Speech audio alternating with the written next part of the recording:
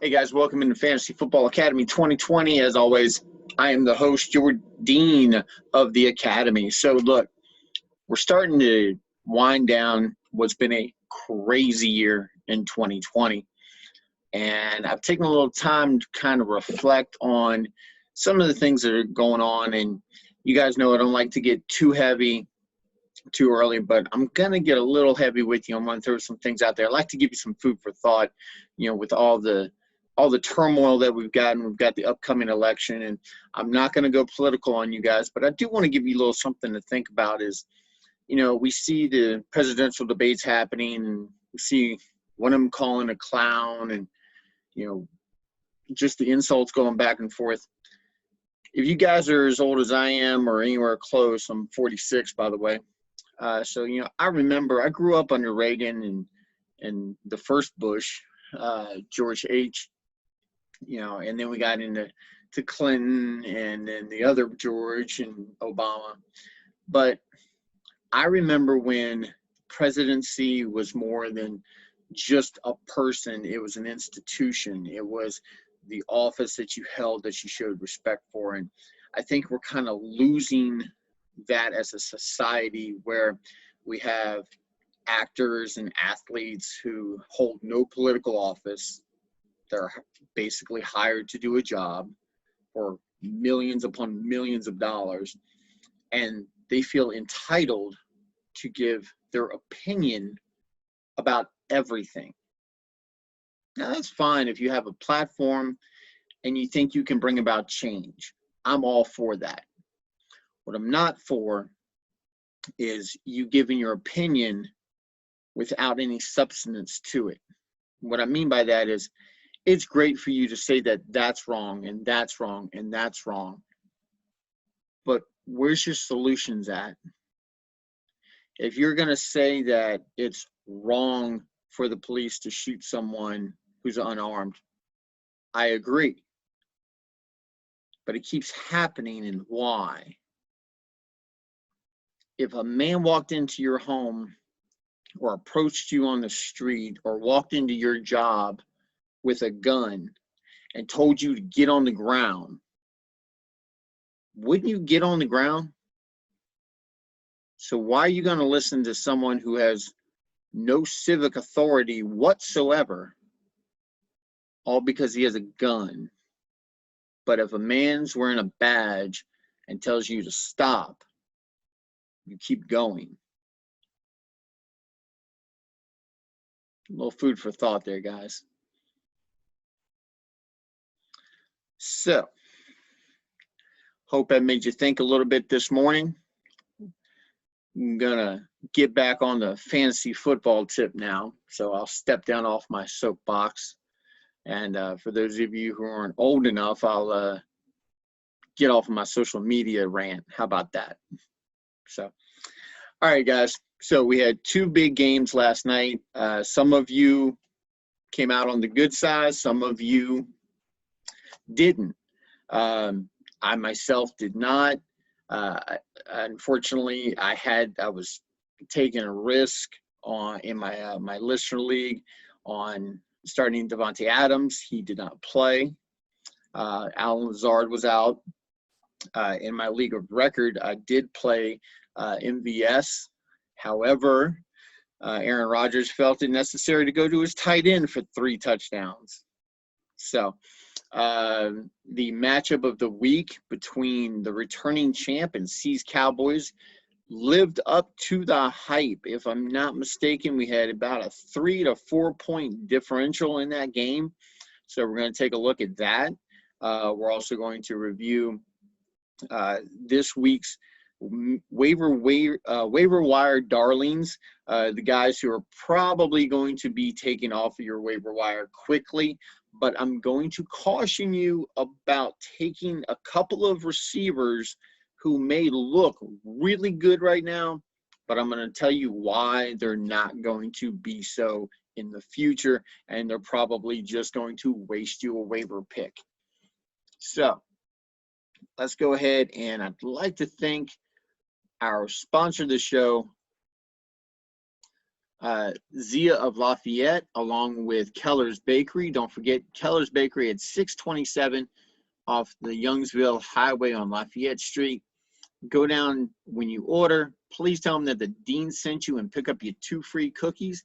And also, if you were in the Lafayette area, you're down by by Doucette Road, right in front of Red's Health Club, and behind the Grand Theater on Johnson Street, you can find Zia of Lafayette.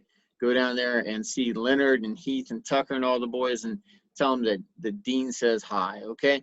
So before we get into anything, we're going to talk to my boy Pez. Pez, how you doing? Look, he says he faced an inactive player in his league, and he was up 144-46, but he had Ridley and Ryan left. Don't worry, they didn't affect you. So he's asking, what do I think about Josh Jacobs? And he's debating starting McKinnon over him this coming week. So let's go ahead and dive into that. What we'll do is we'll go ahead and pull up Josh Jacobs. Let's move this here. Let's slide up and let's look at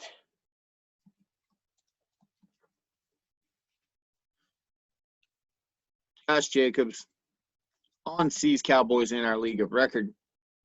And let's check out, see what he's doing this week. Now we see he started off like gangbusters. He started off with 35 points, and he has steadily declined. He took a really rapid plunge in week 2. He faced New Orleans. He was facing Carolina week 1, so that kind of cushioned that a little bit. He takes on KC this week, and let's see how McKinnon is doing.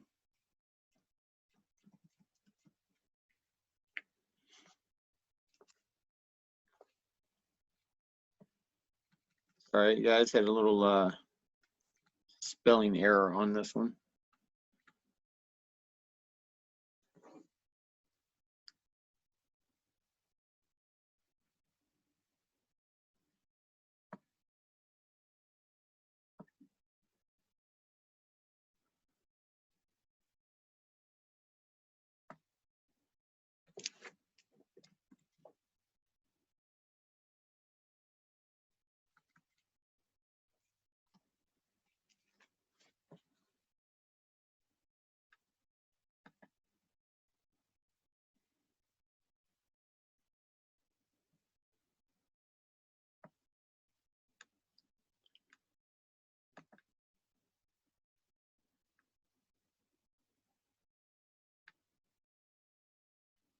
Sorry, guys, I need to do my filters a little better for y'all next time.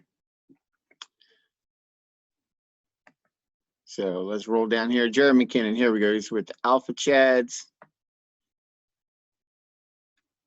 I did spell that right. All right, so McKinnon faces Miami, yeah.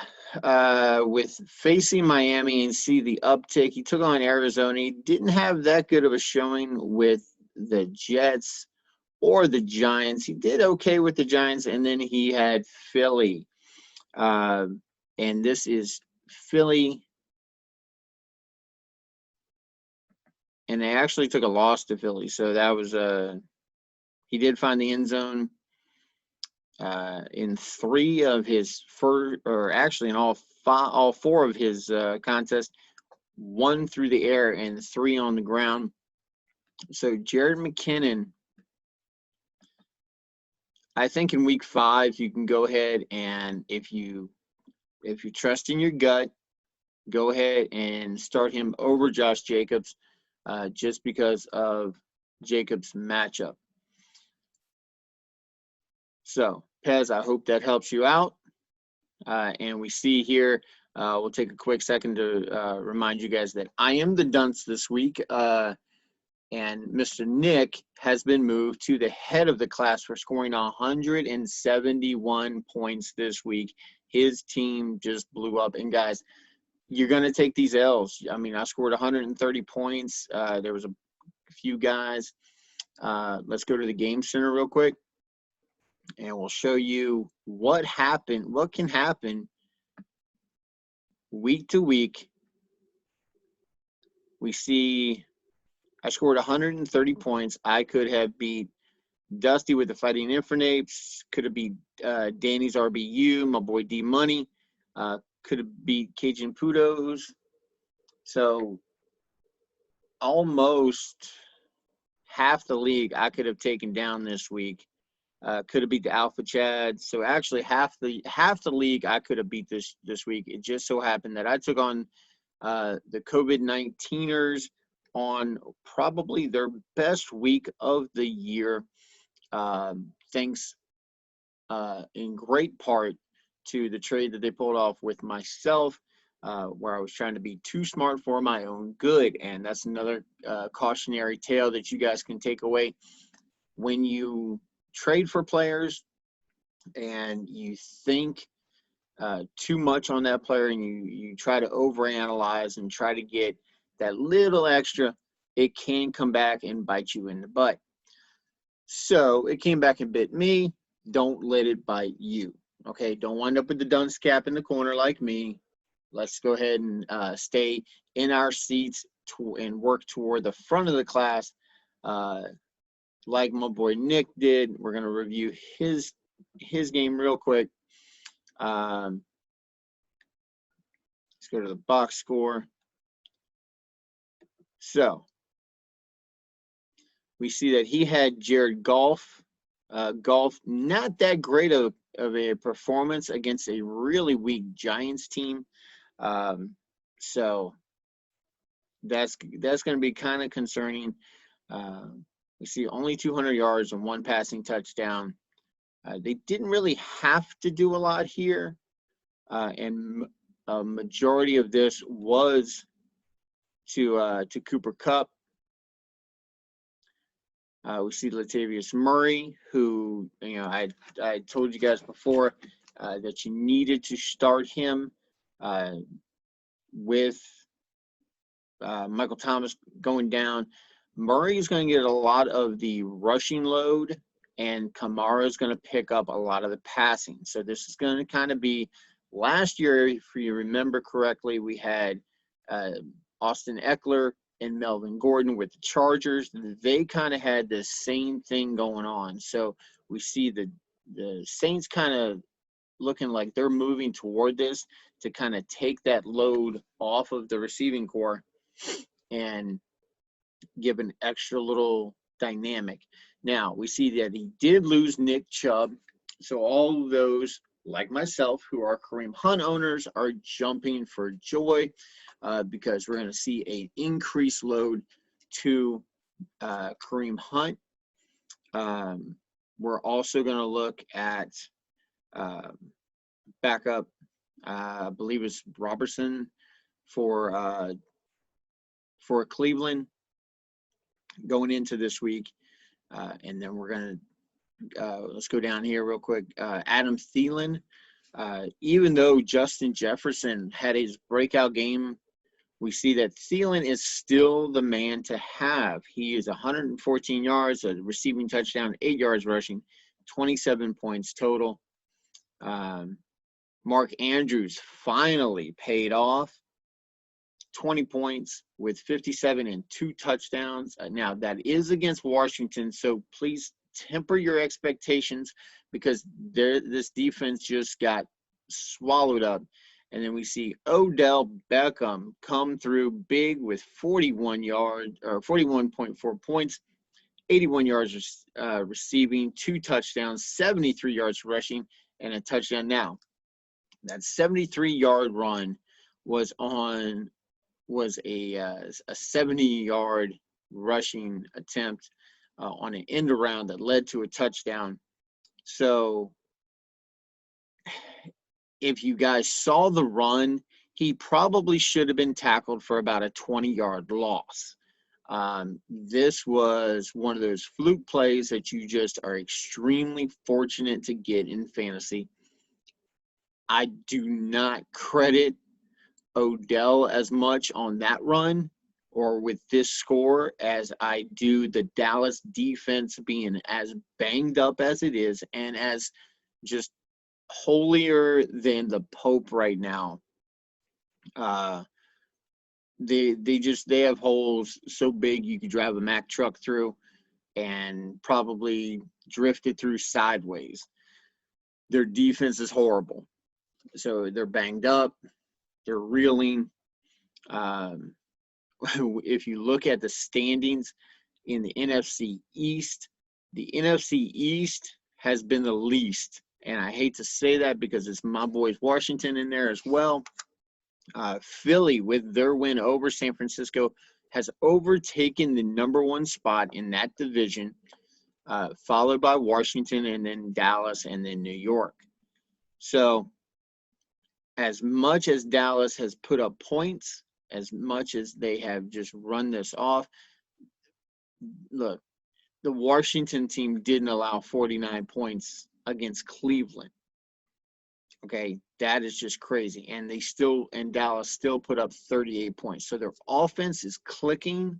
Their defense is in shambles. So we also see the Chiefs getting 20 points down here. They only allowed 10 points to New England, 2 sacks, 3 interceptions, and a fumble recovery with a touchdown.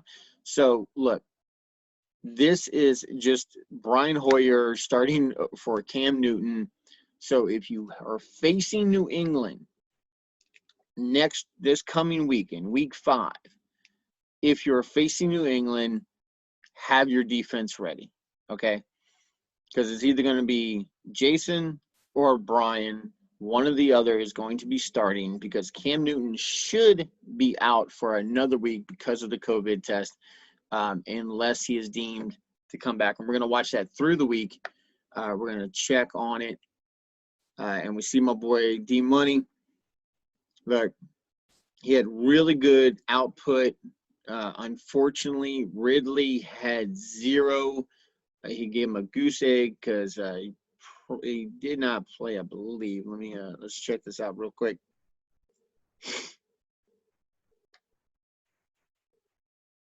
No, he did. I'm sorry. He did play. Sorry, guys. I was sleeping during this game. It is 6 o'clock in the morning, and I've been up for about 3 hours. 2 hours. So we get an early jump here. So I was napping during that game, so I'm catching highlights. So Ridley got blanketed on Monday Night Football and just did not perform. We see Marvin Jones. Look, guys, I was a Marvin Jones owner in my listener league over for 1037 The Game here in Lafayette. I'm dropping him. I'm dropping Marvin. You're going to pick up somebody off the waiver wire. You got to have somebody to drop. Marvin Jones is definitely a drop for me this week. He has not performed how I thought he was. He didn't step up when Galladay was gone. He did not resume number 2 responsibilities. He gave you number 2, a big old number 2 at 1.9 points. That's just ridiculous. You can get more points out of that from a bad kicker. Okay. So look down on his bench. Edmonds, 15 points. But there's no way that he was starting Edmonds anywhere in his lineup. So, sorry, guys. We got news flash coming through. Wife's having a hard time at work, guys. Sorry.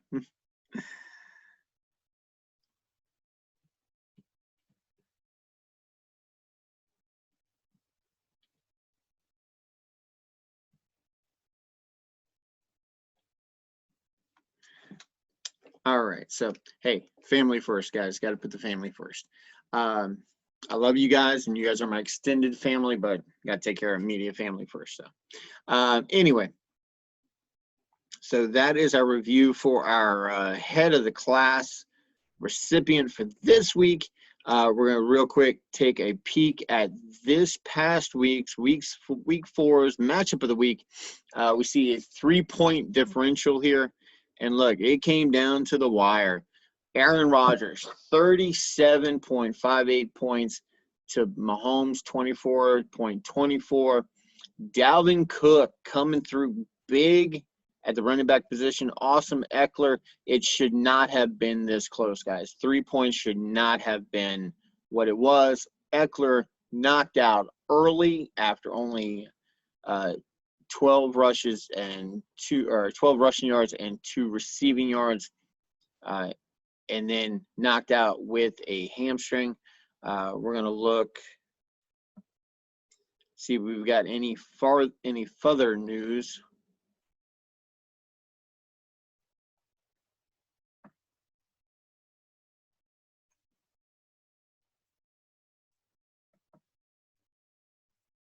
Does not want to pull up. All right, so we're having a little technical difficulty with that. Let's see if we can pull this up here. All right, so we're having a little technical difficulty with that today, guys. Sorry about that, but keep an eye on, if you're an Austin Eckler owner, please keep an eye out for that injury. He is doubtful that he will play this week. And we're going to get into that in just a second with my waiver wire pickup of the week at QB. We see Metcalf came through with 15 points. Mike Davis being treated like Christian McCaffrey Jr. in Carolina, and that's good for at least another couple of weeks until McCaffrey gets back. We see Blankenship with the Colts picking up 14 points. On the opposite side, a shocker for me, Antonio Gibson of Washington came through with a rushing touchdown, 82 yards receiving, 46 yards rushing, and 22 fantasy points. Also, Amari Cooper, well, 134 yards. Look, when your quarterback's throwing 500 yards, it's not going to be hard for you to get at least 100 and a TD in that. So 34 points for him. But look, it was Cleveland's defense. They gave up 38 points in a win. So when your offense can put up 49 for you, and then your defense only has to let them go. And there were some missed opportunities in this because we see Zerline down here. If you score 5 touchdowns, you should have at least 5 points as a kicker, right? He's only got 2. Now they went for 2 a couple of times, if I'm not mistaken. So that takes away a little bit, but still, that just sucks to have that as a kicker. But as I said, that 1.9 points that Marvin Jones got you can get from a bad kicker. So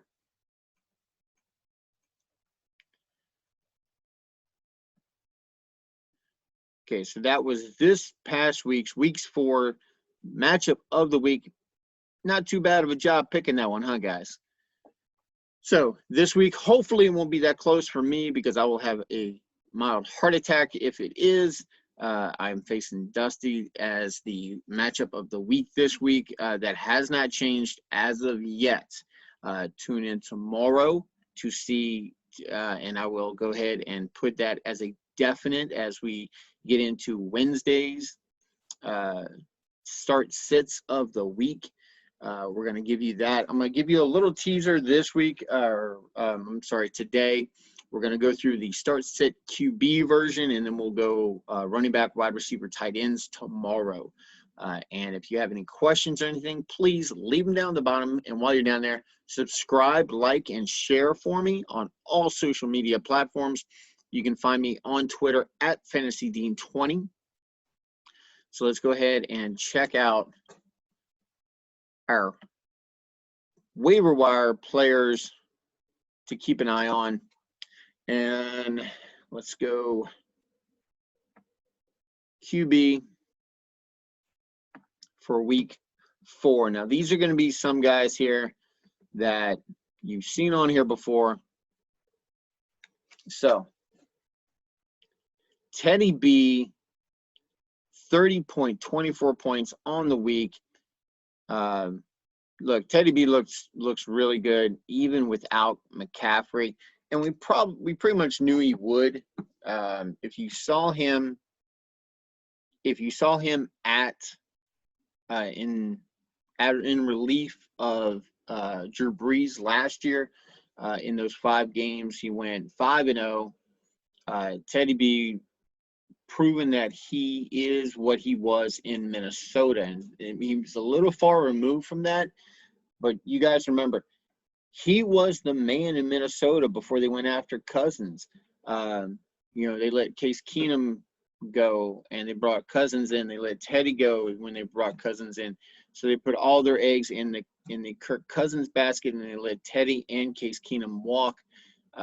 Teddy B winds up in New Orleans, winds up coming in for an injured Drew Brees, and does absolutely phenomenal. Keeps the Saints on pace for that playoff push, possibly Super Bowl run last year, but was not so. Didn't work out. But Teddy B getting his own starting gig this year, and justifiably so. Next guy on the list, Justin Herbert. Look, if you didn't think this kid was for real, now you know. 3 touchdowns, just 1 interception, 290 yards, 29 points. So he was playing Tampa Bay, who's not too shabby in defense, just didn't put up enough points. The Chargers defense could not withstand Brady and the onslaught of 5 touchdowns. Now, look, if you let a 40-something-year-old quarterback throw 5 TDs on you, I don't care who they are, something's wrong. So if the Chargers defense is going to be this bad, then Justin Herbert has got to be this good, okay? So definitely a good waiver wire pickup. I don't see how Anthony Lynn can possibly put Tyrod Taylor back in after he comes back and gets a good bill of health, or a clean bill of health, to come back. If Justin Herbert's playing this good, it is something to look out for, because you never know. Anthony Lynn could be, going, hey, you're not going to lose your job due to injury, and go ahead and put Tyrod Taylor in and put Justin Herbert back on the bench. But that is something to look for. But if you have the roster spot to stash Justin Herbert, go ahead and do so. All right. Matt Stafford. Look, you guys know I love Stafford. 206 yards is not going to get it done, but 3 TDs will. You know that their defense is absolutely horrible. And remember, guys, a bad defense makes for a good quarterback in fantasy, okay? Gardner Minshew had that one down week. He went up against Cincinnati, 351 yards, did have the 1 INT, did have 2 touchdowns, though. Sam Darnold, I'm not touching Darnold. I don't care how good he plays. As long as Adam Gase is still the head coach. Now, Darnold does have an injury, so that's going to be something to keep an eye on. If you're interested in Darnold, please don't be, okay? We can go down here to Derek Carr, 311 with 2 touchdowns, 24 points. Not too shabby. He's a good streaming option along with Baker Mayfield. 165 and 2 TDs. Now, the 165 should concern you, and please don't take my advice as far as me saying that you need to have Baker Mayfield on your roster. You do not. There are much better options out there. If you're looking for a streaming option, remember, we have the bye weeks coming up. If you are a Matt Stafford owner, he has a bye coming up. If you are a Aaron Rodgers owner, he has a bye coming up. So you need to look at these guys and look at who they're playing. We'll take a real quick look. Let's check out Justin Herbert. See who he has He's got New Orleans in week 5. New Orleans is interesting because you could put up a lot of points against them, but please make sure you check out their defensive injuries, because that's where they fell this week. They had a lot of injuries on the defensive side of the ball. Marshall Lattimore was out, so that bode well for any wide receiver. Let's check out Minshew real quick. Minshew is going up against Houston, and Houston just losing. If you didn't hear, Bill O'Brien is out as head coach, and Romeo Crennel will be taking over interim responsibilities. Excuse me real quick, guys.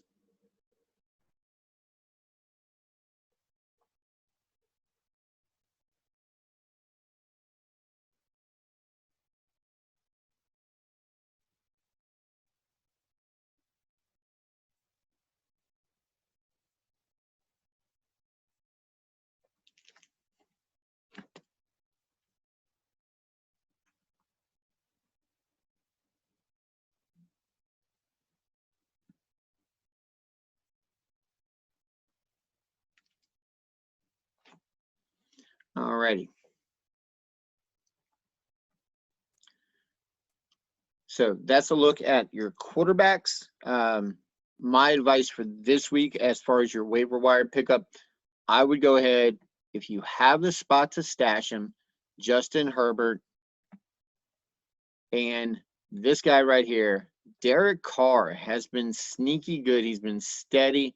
Had the one down week at Carolina, but then 27 points? 27 points against New Orleans, 19 against New England, 24 against Buffalo, and he gets KC this coming week. So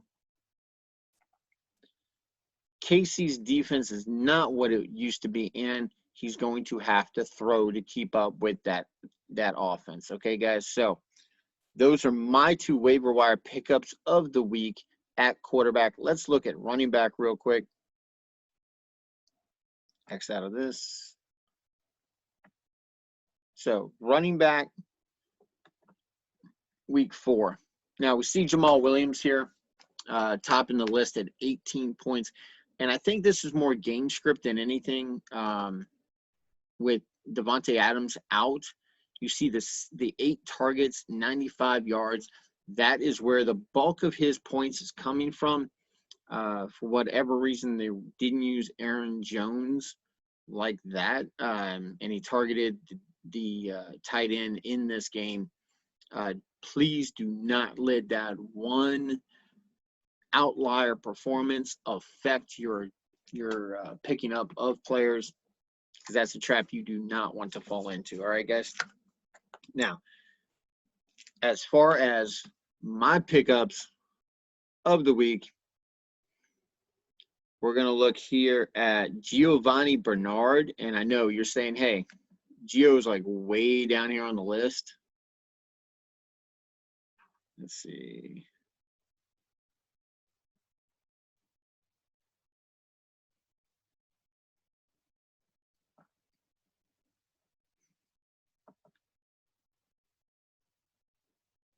There we go. See Giovanni Bernard, and you're thinking, hey, what, 1.9 points? Look, here's the thing. You had Joe Mixon pop off with 43 points, okay? I get it. But if you pay attention to what happened before the game, he popped up on the injury report with a chest injury, okay? If that chest injury has been re-aggravated this week, if anything happens to Joe Mixon, Giovanni Bernard is you're going to want to be ahead of the curve here. You're going to want to be ahead of your league. Go ahead, put in a late waiver wire pickup for Giovanni Bernard and stash him on your bench, okay? You need to keep him now so you can have him later in case anything happens to Joe Mixon. My next guy is Damon Harris. You guys might remember him. He is the rookie sensation for New England. And let's see, he had 17 rushing attempts for 100 yards. So let's go down here. And I know you're saying, oh, well, Rex Burkhead, he's getting all the work. Look, Rex Burkhead is going to be nothing once they get this kid rolling, okay? Oh, and I'm sorry, he's not going to be on this list because I have him. So, real quick.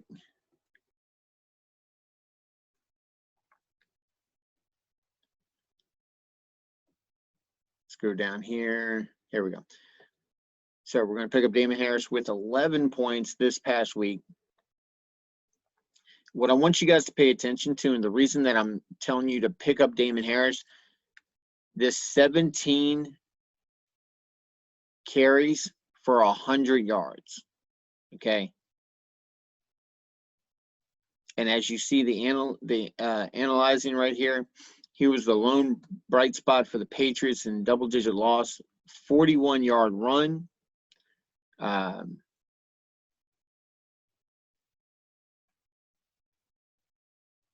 And we see the steady, he just came off of IR, so that's why you see the chart there looking like it does. And he gets a beat-up Denver defense next week just before the bye, okay? The rest of his schedule, he gets the Jets twice. Or I'm sorry, he gets the Jets, Buffalo, and a beat-up San Fran defense. He gets Houston. He gets Zona. During the playoffs, for the fantasy playoffs, he gets Miami to just before you get into the championship week. So, not too bad of a player to have in your back pocket. Possibly even trade bait for somebody who's really, really low at running back. So, something to look for. Now, my next two players are receivers off of the waiver wire. We're going to go off of week 4, and I want to show you guys something. I want to caution you against something. Look at Tre'Quan Smith and Tim Patrick. Now, these guys are going to be heavily targeted on your waiver wire, but I'm going to caution you about this. You need to make sure of the health of Cortland Sutton, who Tim Patrick's picking up the slack for in a big way, 113 yards and touchdown on 6 receptions. Tre'Quan Smith, he is a beneficiary of having a Michael Thomas-less Saints receiving core here. So when Michael Thomas comes back, Tre'Quan Smith's production is going to drastically decrease. As long as Michael Thomas is out, Tre'Quan Smith could be a viable flex option for you in your league. Now, David Moore. Here's the thing. Who are they facing, and how good is the secondary? If the secondary has a great shutdown corner, he's going to be on Tyler Lockett, which is going to put DK Metcalf squarely in the sights at the number 2 coverage guy, but David Moore will pop off as the number 3 option, okay? If they have a weak secondary that they're facing with Seattle, then David Moore could possibly disappear because Tyler Lockett and Metcalf are going to be the sole beneficiaries of a Russell Wilson cooking class, if you will, okay? We see 2 Chargers receivers on this list, along with Zacchaeus, wide receiver from Atlanta. He is a beneficiary of having Calvin Ridley get shut down and a dinged-up Julio Jones, and also a dinged-up Russell Gage. So this is basically, you're looking at the 4th receiver on a possibly very potent offense. We see Jeff Smith pop up here with 15 points, 7 receptions, 81 yards. Now, this is for the Jets. So, again, caution about the Jets. Okay, guys.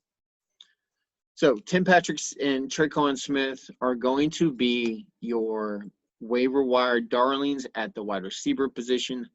Please, please back off of those two unless you're desperate for just a 1 week play. Tim Patrick, as long as Cortland Sutton is down, Tre'Quan Smith, as long as Michael Thomas is down. So those two players, please do your research before you go and put in a waiver wire request for these guys. And remember, you're just looking for a flex option. There are definitely better places to spend your waiver wire pickup. Okay. Take a quick look at tight end. Of course, we see Robert Tonin, wide receiver or tight end for the Green Bay Packers with a 3 touchdown performance coming in at 33 points. Look, I'm not even going to tell you guys anything. We're just going to pull up and see his performance level. So we see 0, 10, 16, and 33. Now they get a bye. Okay, so you're not targeting him this week, okay, unless you think that he is going to be the guy. And the only reason that he is being targeted is because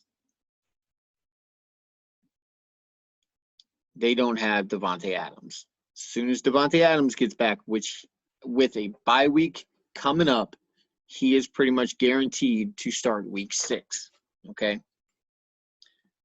The next guy I want to talk about, Dalton Schultz. I know.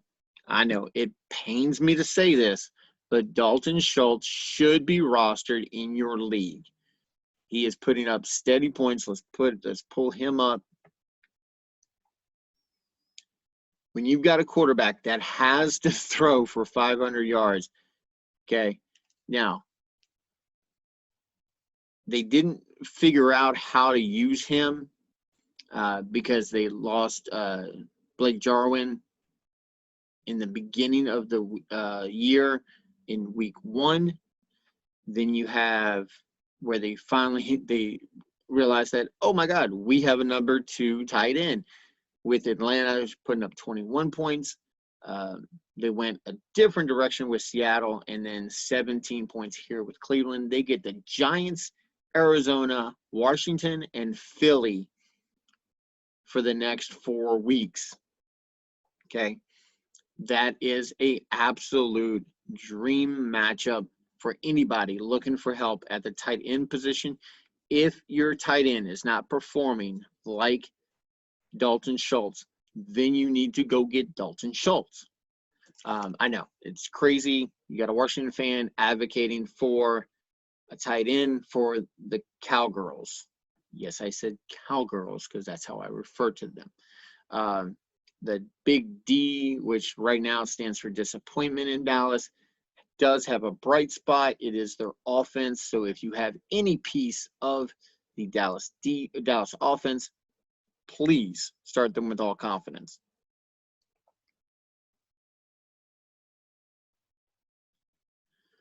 Now we see Austin Hooper pop up here. He was facing Dallas. So let's pull up and look at his production real quick. Like I said, he was facing Dallas. He didn't even do that good against Washington. Okay.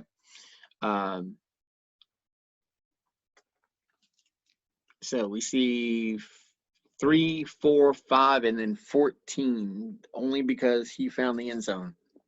So there's not a huge jump in yardage. The only thing is that he found pay dirt. They get Indy next. Indy is a very good defensive squad. Then they get Pittsburgh. They go back to Cincinnati. He only had 4 points against Cincinnati, and then they get Vegas, and then they go on a bye. So again, I'm not really looking at Austin Hooper as anything. You shouldn't be either. O.J. Howard, who is now out. So you're looking at Cameron Brate or, dare I say it, Rob Gronkowski. If you want to play the Jekyll and Hyde roulette of Tight ends in Tampa Bay go right ahead. I am still staying away from that.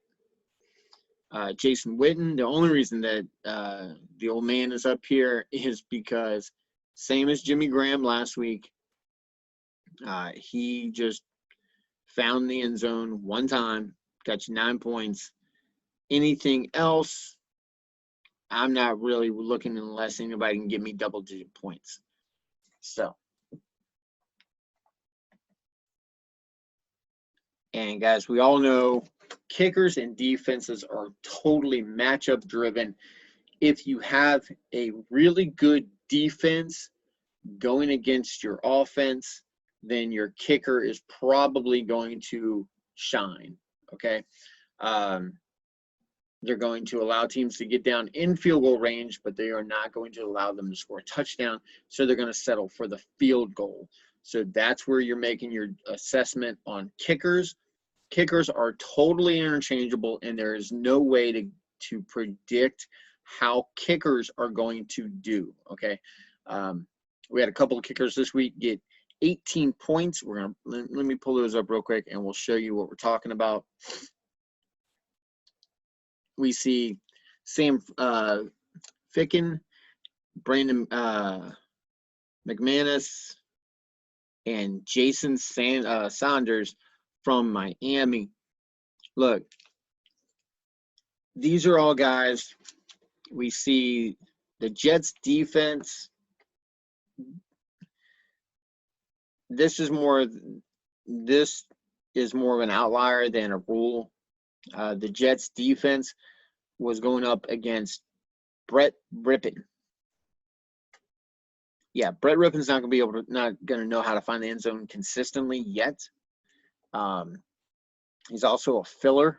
So as soon as Denver figures out whatever their quarterback situation is when Drew Lock comes back, as soon as he comes back off of injury, he will be able to find the end zone. So McManus will not be putting up numbers like this. Matter of fact, let's pull this up real quick. Take a look. We see 2, 8, 6, and then 18. This is what I'm talking about when I say the field goals. He had 2 50-yarders, which led to this 8 points. He had 4 extra points made. That's going against a bad Jets defense. That's how Rippon found the end zone that many times, and he didn't even find it that many times as running back did. So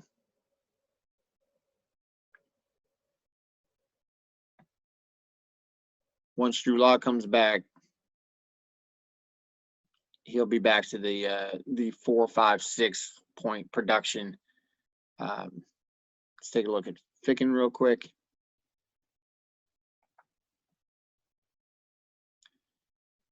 We see the 1 point, and again, guys, this is the Jets we're talking about here, okay?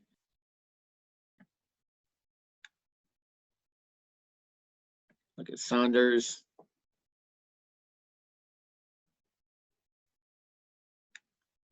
Now we see Saunders here face Buffalo, good defense, got you 11 points.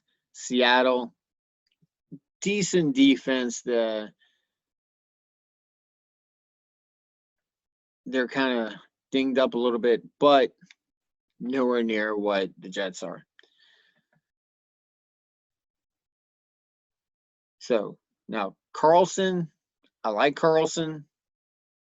He's got a big leg, and there are times when the Raiders offense can stall, and if they get a decent matchup, then you can start Carlson. But again, like I said, offense is kind of up in the air. Let's check out defenses that are available on the waiver wire. Philly, total fluke. I don't know what's going on with San Francisco. They're just dinged up beyond belief. And then you see it drop heavily, 10 points down to 8 points for the Jets defense, Broncos, Tampa Bay, and then 5 points for Cincinnati.